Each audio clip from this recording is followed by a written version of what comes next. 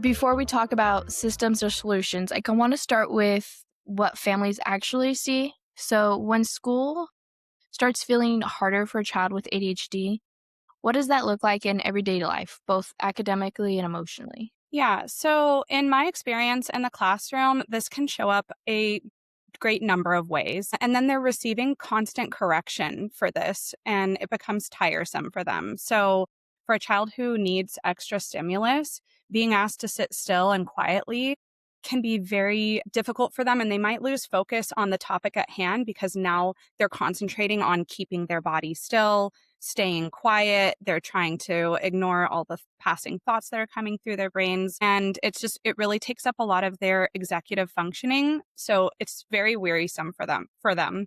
So by the end of the day, when they're coming home, they might be extra tired. They might be more prone to having like meltdowns or tantrums. So, if it's not just the child, but the environment, what if it's not the child, but it's more of the environment shaping the outcome? I think that's definitely a huge factor. Environment plays a big role in how students or individuals with ADHD are able to function. And I think we'll probably get even deeper into that as we go. But yes, definitely environment has a huge role.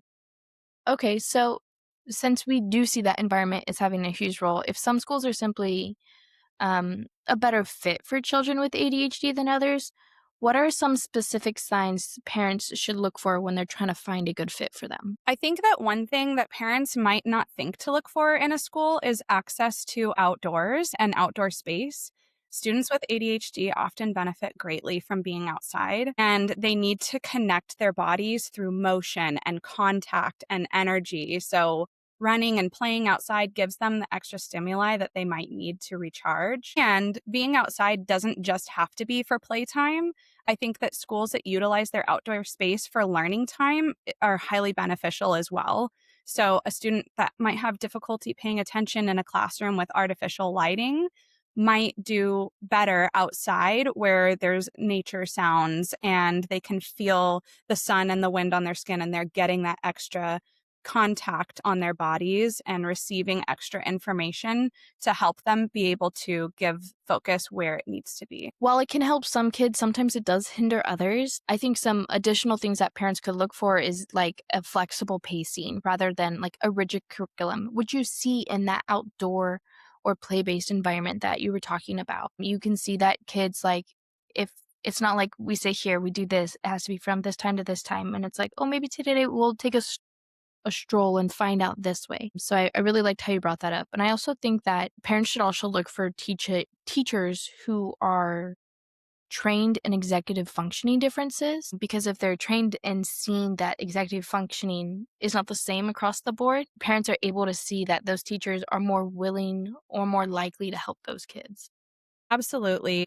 And going back to the flexibility that you were talking with, I think that that is a crucial component.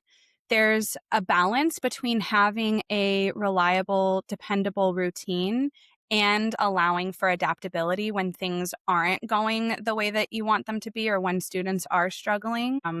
You want to be able to have a school that is able to balance standardizing what children are required to learn at their grade Mhm. level and supporting creative approaches on how students can achieve those standards. So allowing even teachers to have autonomy with how they create their curriculum based on their students, I think is really important. So like if you're coming into tourist school and there's nothing but like ditto sheets, or I don't know if they even still call them that, but the worksheets that are all exactly the same and there's nothing but cookie cutter art, maybe that's an indicator that that school is looking for their students to fit into a specific shape rather than displaying work that shows creativity where students can really take what they've learned and apply it through their own skills creatively. And you actually see schools that don't use those cookie cutter things and aren't looking for those modes, that they tend to offer early intervention more likely than a school with those molds.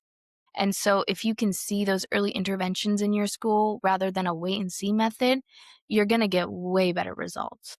I think that's so true, Caitlin. And to add to that too, I think, when you're speaking with school administration, looking to see what kinds of specialists they have, whether it's school counselors or special education professionals, it takes a team. Teachers are fantastic. Teachers wear a lot of hats, and it's important for them to have knowledge about ADD and ADHD and executive functioning. And they also need that support and that teamwork between other professionals and the parents.